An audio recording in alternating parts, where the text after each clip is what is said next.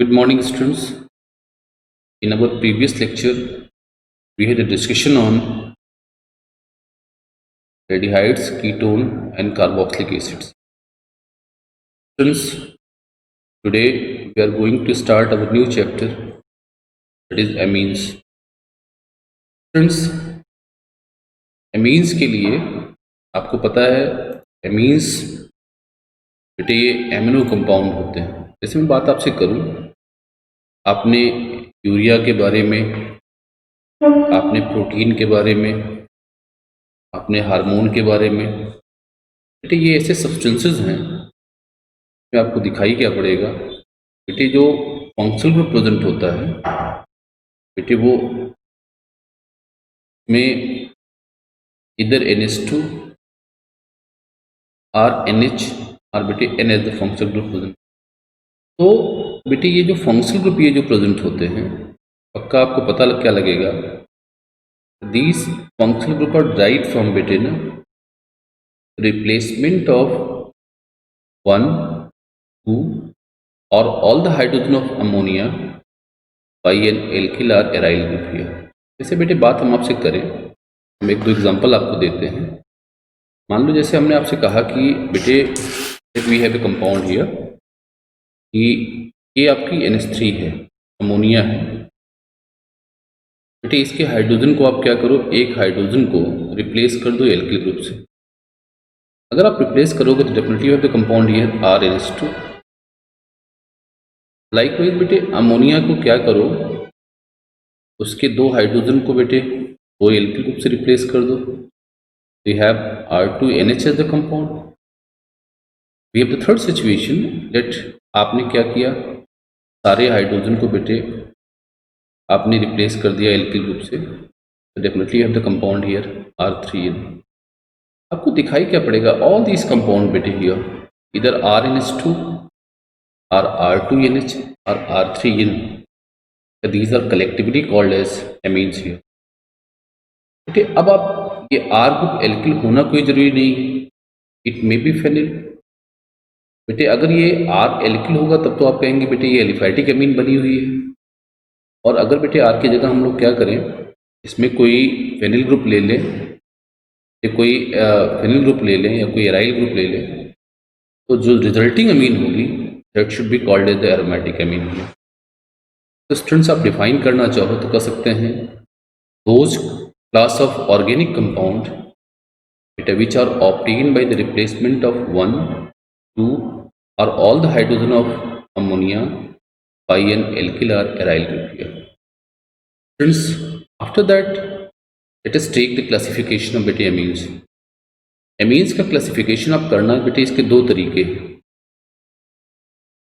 एक तरीका बेटे है इस सोर्स पर, अगर वो सोर्स बेटे दो तरीके का हो सकता है, एक आपका एलिफैटिक सोर्स हो सकता है, एक अरोमैटिक सोर्स हो सकता है। तो depending upon the source we can classify the amines into two classes, one called aliphatic amines, and other is called aromatic amines। These are the two major classification, this is the major classification of amine which is based on the source of बेटे amine here। अब बात करें आपसे बेटे इसके बाद क्या करना है, कि अब हमको क्या करना है, we have to classify the amines on the basis of number of alkyl or aryl group। अभी आपको करके मैं दिखा रहा था बेटे कि अगर आपके amine में बेटे अकेला एल्किल ग्रुप प्रेजेंट है, only one alkyl group is present and your amine consists of NH2 as the functional group, बेटे इस तरह की अमीन को आप कहते हो बेटे प्राइमरी अमीन। R जो है अकेला एल्किल या एराइल ग्रुप को, your Amin contains NH2 as the functional group, definitely that should be called as the primary amine। बेटे आपके पास क्या हो कि दो एल्किल ग्रुप प्रेजेंट हो और आपका बेटे जो कंपाउंड हो that has NH as the functional group, तो आप कहेंगे वो सेकेंडरी अमीन है। लाइकवाइज आपके पास बेटे 3 एल्किल ग्रुप हो that are intact with the nitrogen here, तो डेफिनेटली बेटे आपका जो फंक्शनल ग्रुप प्रेजेंट हो, नाइट्रोजन अगर प्रेजेंट है, एन बेटे प्रेजेंट है, definitely that class of amine should be called as tertiary amine. So students, we can classify the amines into these classes. That is primary amine when NH2 group is present as the functional group. Secondary amine when NH group is present as the functional group. When N is present as the functional group, definitely this is called tertiary amine here. बेटे अब करना क्या है, इसमें R alkyl या aryl होगा तो alkyl होगा तो कहेंगे एलिफेटिक प्राइमरी है, एलिफेटिक सेकेंडरी है, एरोमेटिक टर्सरी है, अदरवाइज इसको कहेंगे एरोमेटिक प्राइमरी सेकेंडरी टर्सरी है। फ्रेंड्स इसके बाद बात करें आपसे तो स्ट्रक्चर की बात करें। बेटे आपको पता है, आप छोटे क्लास में जानते थे कि अमोनिया का जो स्ट्रक्चर होता है बेटे वो पिरामिडल होता है, और इस पर बेटे इसके नाइट्रोजन पर जो हाइब्रिडाइजेशन बेटे वो sp3 का है। बेटे सिमिलरिटी 100% आप समझिएगा, यहाँ पर हाइड्रोजन प्रेजेंट होता है, तो जो इसका sp3 हाइब्रिडाइज ऑर्बिटल है दैट बेटे वो एक्सेल रोल अप करता है हाइड्रोजन के 1s के साथ। तो आप कह सकते हैं जो बॉन्ड बना वो sp3 1s सिग्मा बॉन्ड है, ये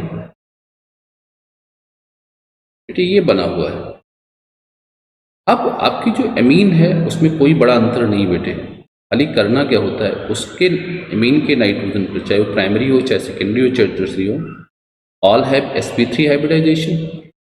Like ammonia, all the amines बेटे have sp3 hybridization at nitrogen here. अब वहाँ पे अंतर क्या होता है बेटा, अंतर केवल इतना है कि उसका जो हाइड्रोजन यहाँ आपने रखा है एमीन में क्या होगा बेटे, ये हाइड्रोजन हो सकता है या कोई एल्किल ग्रुप हो सकता है।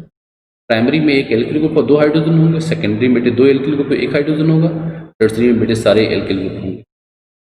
असर क्या होता है बेटे, और क्या होगा, जो 4th ऑर्बिटल होता है अमोनिया में वो लोन पेयर कंटेनिंग था बेटे, सारी अमीन में भी 4th ऑर्बिटल जो होगा लोन पेयर कंटेनिंग होगा। तो आपको आइडिया मिली थी 11th में आपने पढ़ा था बेटा, इस सिस्टम में चाहे वो अमोनिया का सिस्टम हो चाहे बेटे अमीन का सिस्टम हो, उसमें क्या है बीपी बीपी इंटरेक्शन के साथ बेटे एक स्ट्रॉन्गर इंटरेक्शन जिसको एलपी बीपी इंटरेक्शन बेटे, दिस इज ऑल्सो बेटे this also acts here in the molecule here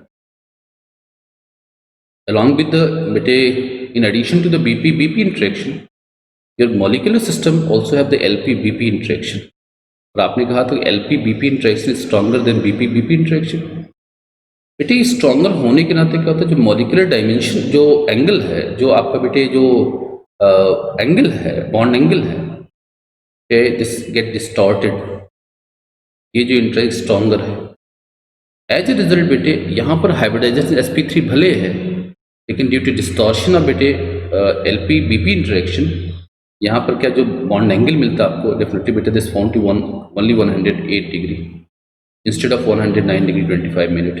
तो टेट्राहेड्रल एंगल बेटे आपको वो नहीं मिलता, बल्कि उसके जगह पे क्या मिलता है आपको 108 डिग्री का एंगल मिलता है। फ्रेंड्स अब बात करें बेटे नॉमेनक्लेचर की, तो जो बात मैं आपसे कर रहा था बेटे, let we have example here. आपको तरीका बताता हूँ, CH3NH2 मान लो बेटे एक सिंपल सी आपको दिया हमने, पता है प्राइमरी एमीन। तो जब प्राइमरी एमीन का आप नाम दिया करो तो बिल्कुल बेफिक्र रहा करो, देखो कि बेटे वो कौन सा एल्किल ग्रुप एसोसिएटेड है वहाँ पर NH2 ग्रुप के साथ, बेटे उसका नाम लिखा करो, उसके करस्पॉन्डिंग एल्केन का नाम लिखो। तो देखो यहाँ पे जो एल्किल ग्रुप मेथिल है उसके करस्पॉन्डिंग जो आपका एल्किल ग्रुप हो बेटे वो मेथेन होगा। मेथेन में क्या करना, ई हटाना आपको है और यहाँ पे अमीन सफिक्स जोड़ देना है। तो डेफिनेटली बेटे ये जो आपकी अमीन होगी that should be named as methanamine. But students अगर मैं बात आपसे करूँ, let we have secondary amine एक दे रहा हूँ आपको बेटे। सेकेंडरी अमीन में आपको क्या करना है, 2 एल्किल ग्रुप प्रेजेंट होंगे। आपको क्या करना है, जो बड़ा एल्किल ग्रुप होगा बेटे अमीन को मानेंगे कि बेटे उसके करस्पॉन्डिंग जो प्राइमरी अमीन है उसका बेटे ये एल्किल डेरिवेटिव है। जैसे समझो, जैसे यहाँ पर अगर बात किया जाए 2 एल्किल ग्रुप प्रेजेंट, जो बड़ा वाला एल्किल ग्रुप बेटे वो पेरेंट एमीन है। वो पता बड़ा वाला एल्किल ग्रुप का नाम क्या होगा, तो ये जो हमारा एल्किल ग्रुप बड़ा वाला है एथिल होगा। एथिल के करस्पॉन्डिंग बेटे जो होगा वो एथेन होगा। एथेन में क्या करना आपको, एमीन जोड़ देना, एथनामीन हो गया। लेकिन पता बेटे एक सब्स्टिट्यूएंट यहाँ प्रेजेंट है वो मेथिल, जो मेथिल है वो प्रेजेंट है नाइट्रोजन पर। तो बेटे यहाँ पे न्यूमरल सफिक्स आप यूज नहीं करते हो, न्यूमरल प्रीफिक्स नहीं यूज करते हो। यहाँ पे आप लिखोगे N-, methyl. This shows that methyl is intact with the nitrogen in secondary amine. तो इसका नाम जो बनेगा N-methyl ethanamine is the name of this compound here. Likewise बेटे अगर मैं आपसे बात करूं that we have another here CH3 CH2 CH2 N CH3 CH3. देखो बेटे ये टर्सरी है. जब टर्सरी का नाम दे दो तो पेरेंट बेटे अमीन को जोड़ो तो बड़ी वाले एल्किल ग्रुप की जो अमीन होगी वो पेरेंट होगी. पेरेंट होगी तो बेटे ये प्रोपेनामीन है, आपको पता है. लेकिन बेटे इसके नाइट्रोजन पर आपको 2 मेथिल ग्रुप लगे हुए हैं. तो ऐसी सिचुएशन में आप लिखोगे इसका नाम N, N, फिर बेटे हाइफन डाईमेथिल बेटे propanamine. That should be the name of your amine here. बेटे इस तरह से आप you can give the name of your primary secondary and tertiary aliphatic amine. Aromatic के केस में बात करें तो बेटे आप याद करना हमेशा इस केस में आपको क्या करना है कि बेटे मान लो आपको ये है तो ये जो अमीन है इसको आप आईपीएसी में बेटे एनिलीन भी बोलते हो और एनिलीन नहीं बोलते तो बेटे इसको बेंजेनामीन बोलते हैं. तो नो डाउट आप बेंजेनामीन समझ जाओगे. लेकिन बेटे इसी के करस्पॉन्डिंग अगर हम लोग सेकेंडरी अमीन ले लें तो आप इसको लिखोगे NH3. अब आप क्या लिखोगे N-मेथिल बेंजेनामीन या N-मेथिल एनिलीन. लाइकवाइज बेटे अगर हम लोग इसके करस्पॉन्डिंग टर्सरी ले लें पक्का क्या आएगा वी हैव 1 2 3 बेटे वी हैव NCH3. मान लो बेटे ये C2H5 लिख दें तो यहाँ पर N पे 2 सब्स्टिट्यूएंट है तो बेंजेनामीन का बेटे एथिल मेथिल डेरिवेटिव माना जाएगा. लेकिन अल्फाबेटिक ऑर्डर में एथिल आएगा, लिखेंगे N ethyl N methyl benzenamine is the name of this compound here. Students, now using this idea try to attempt this pretty problem. Thank you.